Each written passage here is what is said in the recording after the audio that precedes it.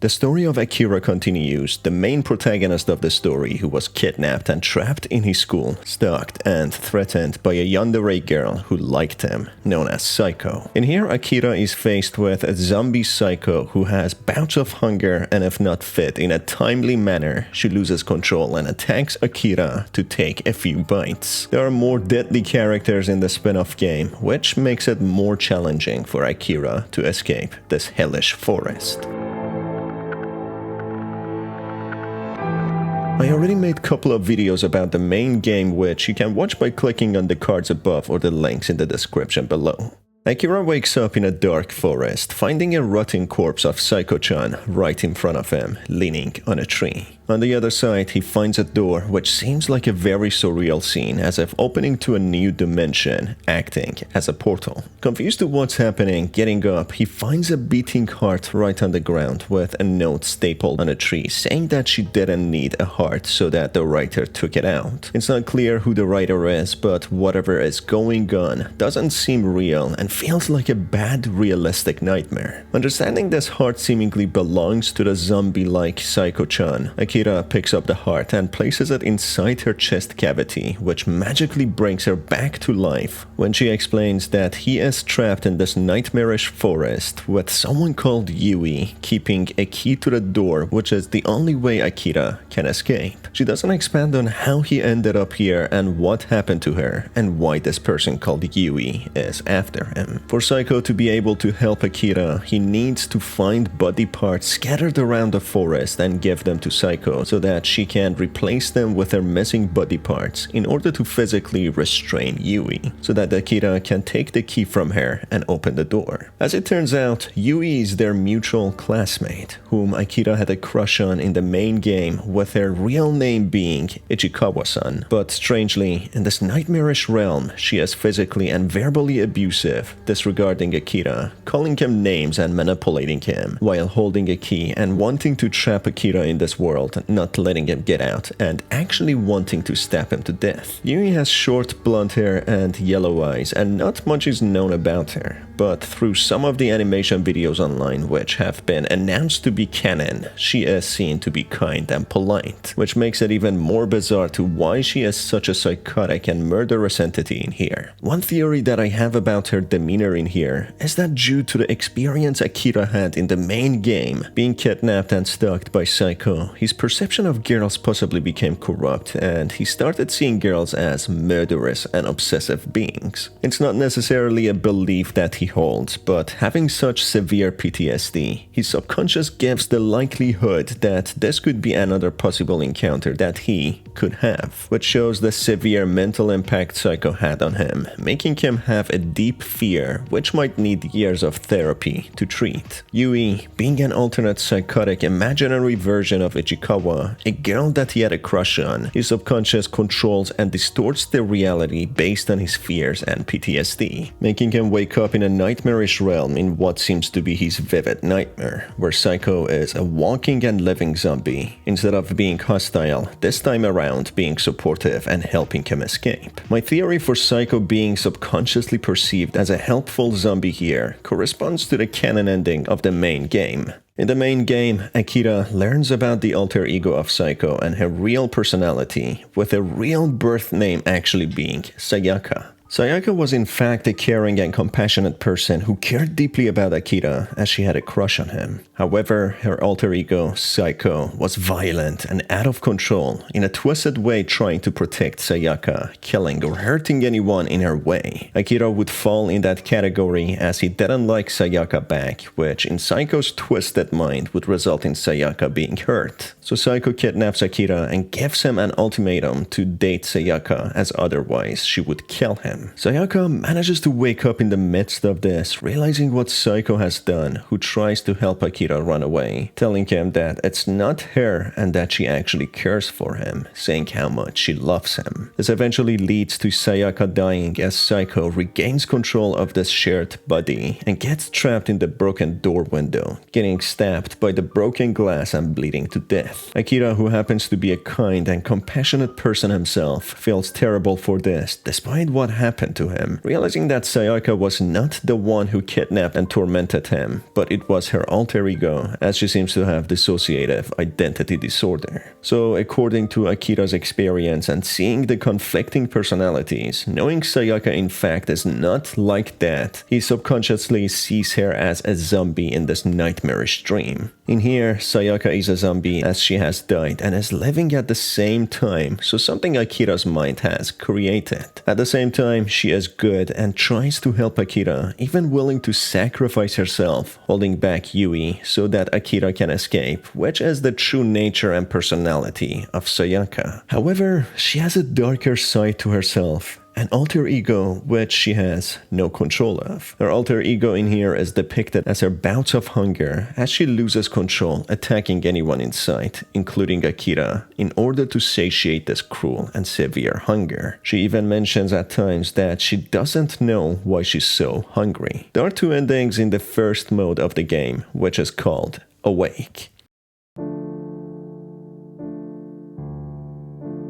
Akira is driven by one goal, to survive and leave this nightmarish realm by finding the key and opening the door, which seems to be an exit to the realm of reality and lucidity. There are two ways to obtain the key. Throughout Akira's journey, he is hunted down by a representation of the girl that he likes in the real world, known as Ichikawa, but known here as Yui. So maybe in Akira's subconscious, Ichikawa is a very popular girl being called Yui in his dream. She is cruel, manipulative, name calls Akira and dismisses him. She seems to be sadistic and psychotic, enjoying to torture and kill Akira, and enjoys belittling him. This all might come from Akira's insecurity, subconsciously having a feeling Ichikawa could be like that, as the stereotypical image of popular girls is the mean girl cliché, on how they are cruel, rude, and dismissive towards unpopular kids. Anyway, moving on. As Yui tries to stab Akira in his journey of taking the key, trying to stop him, Sayaka constantly holds her back, being stabbed by Yui and being incapacitated for a short while, when she keeps on doing that, holding her so that Akira can take the key from her and run away. However, as Sayaka is missing body parts, she is weak and incapable, only being able to hold Yui back for a very short time, which is not merely long enough for Akira to take the key from Yui. In order for Sayaka to gain more power to hold Yui long enough, Akira needs to find body parts throughout the forest and give them to Sayaka as spare, so that she can regain her power and be fully capable. The catch is, on top of avoiding Yui not to kill him, Akira needs to find food around the forest and give them to Sayaka, as her hunger bouts could lead to her becoming aggressive and taking bites out of him. Eventually managing to find all of her body parts, Sayaka manages to hold back Yui strongly for a while, letting Akira take the key away from her. That leads to Akira managing to reach the door, unlock it and open it, but unfortunately, this leads to a sad ending.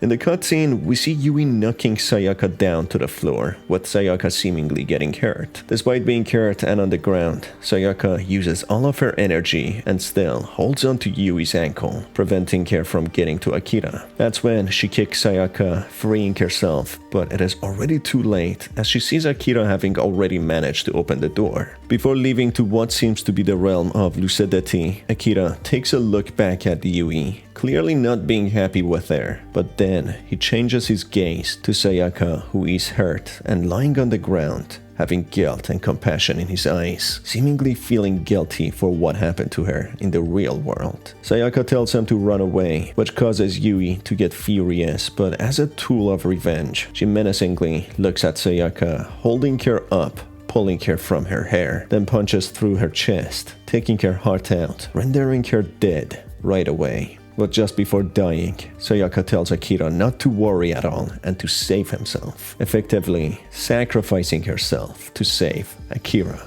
A deranged Yui, wearing a menacing grin, holds the still beating heart of Sayaka while staring at Akira and holding the heart above her as some sort of a trophy. Akira looks down, trying to hold his tears back, feeling extremely guilty for not saving Sayaka. He leaves in sadness, shutting the door behind him.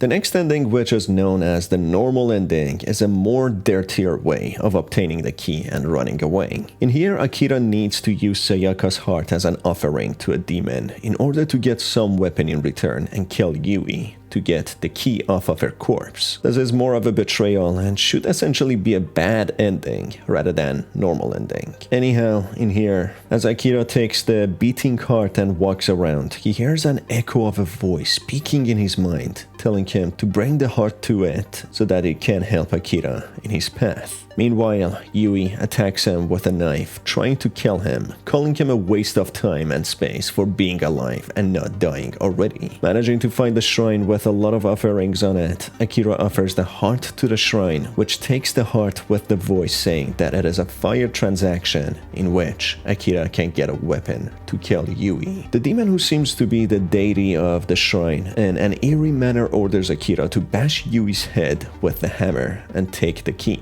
He continues for his shrine to persist in the other realm. Akira needs to take the key and escape, which means that this demonic being somehow has ties to the real world and can assist Akira with many other evil tasks. So, in a way, we can say that the nightmarish dream is not only limited in the dream world, but instead, it has ties to the real world and could be canon to the lore. It's not clear who this demon is and how it came to be, but I have a few theories which I think in a way might have links to Sayaka and her Easter Bunny persona, something that we will discuss in another video. After a hands-on battle, managing to hit her with the hammer and seemingly kill Yui, Akira quickly takes the key to the door and runs to it. Reaching the door, he looks behind and turns around and looks at the corpse of Sayaka, someone whose heart he stole and offered as a sacrifice to the demon's shrine, feeling sorry for her and feeling extremely guilty, ashamed for what he has done. Regardless, he clasps the key tightly, opening the door and stepping across, going to a different realm.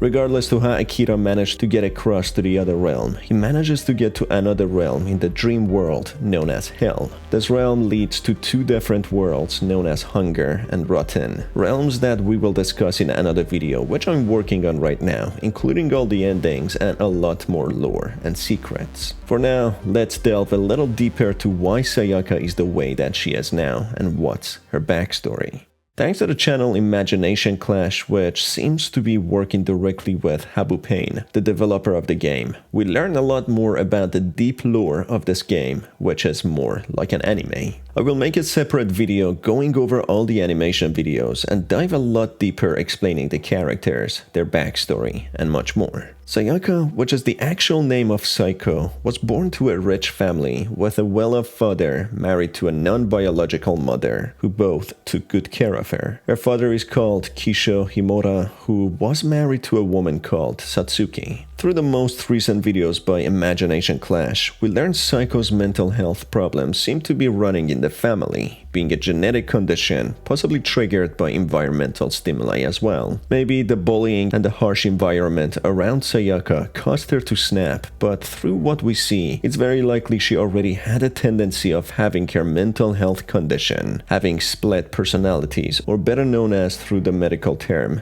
DID, or dissociative identity disorder.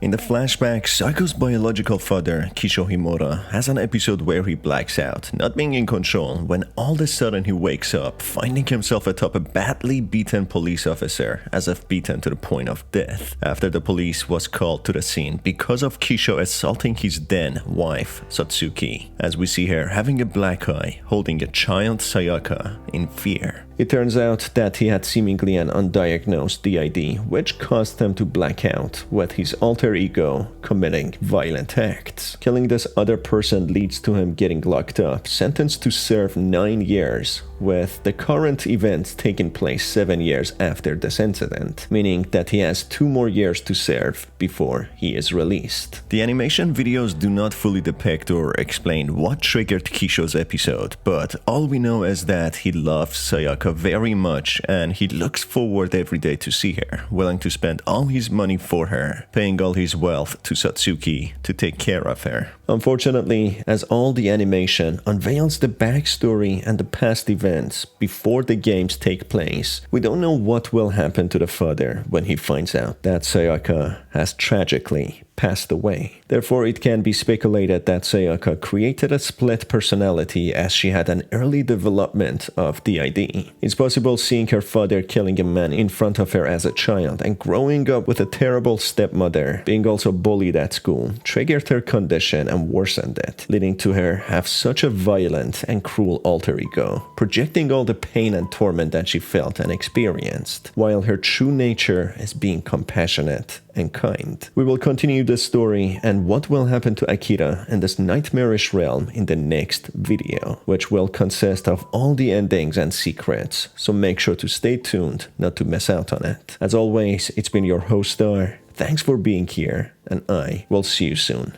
Take care.